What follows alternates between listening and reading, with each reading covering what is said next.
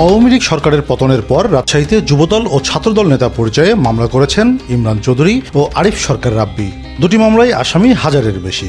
আওয়ামী লীগের স্থানীয় নেতাদের সঙ্গে আসামি হয়েছেন উপজেলা চেয়ারম্যান মেম্বার, বাদ যায়নি এলাকার পান দোকানদার থেকে শুরু করে শ্রমজীবী মানুষও। মামলায় আসামি হয়েছেন এমন শতাধিক পরিবারের দিন কাটছে মানবেতর। স্বজনরা বলছেন চাকুরিজীবী ও শ্রমজীবীদের আসামি করা হয়েছে, বাদীকে তারা চেনেও না। কারো কারো কাছে নাম বাদ দিতে দাবি করা হয় টাকা। এটা আপনি ধরেন মিথ্যা মামলা দিয়েছে। আমার ভাইকে, এই ফুফাতো ভাই হলো হুমায়ুন কবির চৌধুরী, চাচাতো ভাই হলো জ্যাকি। এটা আপনি দুজনেরই আপনার মিথ্যা মামলা করেছে। 50,000 বা 10,000 যদি দেওয়া যায় হয়তো নামটা উঠানো যাবে, কিন্তু আমার হাজব্যান্ড তো কিছুই করেনি। এই কথাটাই বলবে, কেউ কিন্তু বলতে পারবে না যে আমার হাজব্যান্ড কখনো কোনো রাজনীতির মধ্যে কোনো মিছিল, কোনো মিটিং বা কোনো প্রোগ্রামে থাকছে না, কোনো সে আওয়ামী লীগের পোস্টে থাকছে। আসামিরা যেমন চেনেন না বাদীকে, তেমনি বাদীও চেনেন না মামলার সব আসামিকে। যুবদল নেতা পরিচয়ে মামলা করা ইমরান চৌধুরীর দাবি, তার কাছে সব প্রমাণ আছে। আসলে আমি সবাইকে চিনি না। মামলাটা সাজানো হয়েছে মূলত আমরা মহানগর ছাত্রদল আমাদেরকে হেল্প করেছে।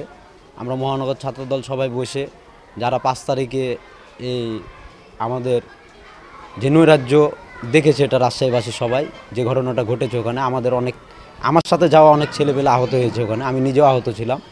তো সব কিছু পর্যবেক্ষণ করে মামলাটা সাজিয়েছে রাজশাহী মহানগর ছাত্রদল। গোদাগাড়ির লোকজন, আসলে এই জিনিসটা কী হয়েছে আমি আপনাকে বলি। ওই প্রশাসনের লোকজন অনেক সাইড থেকে অনেকজনকে ধরে আমাদের এই মামলাতে অজ্ঞাত আছে, প্রায় 200 থেকে 300 লোক অজ্ঞাত আছে, তখন অজ্ঞাত নামাতে ঢুকিয়ে দিয়েছে।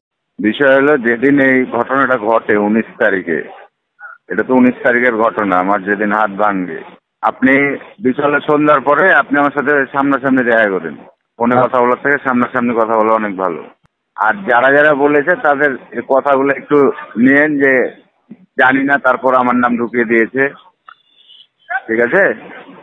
কারণ সবার প্রমাণ আছে। তবে পুলিশ জানিয়েছে এসব মামলা মনিটরিংয়ে কাজ করছে আইজিপির নেতৃত্বে গঠিত কমিটি। নিরপরাধ কেউ যাতে হয়রানির শিকার না হয় সেভাবেই তদন্ত চলছে। যে মামলাগুলো হয়েছে, মামলাগুলো আমরা নিয়েছি, কিন্তু তদন্তের ক্ষেত্রে তো আমাদের সেই সুযোগ রয়েছে। তদন্তে যারা নিরপরাধ রয়েছে, স্যারের একেবারেই ক্লিয়ার নির্দেশনা যে নিরপরাধ কোনো ব্যক্তিকে কোনো প্রকার হয়রানি করা যাবে না। সেই ক্ষেত্রে আগে নিরপরাধ ব্যক্তিকে সেগ্রিগেট করে তার যাতে শুরু থেকেই হয়রানি না হয়।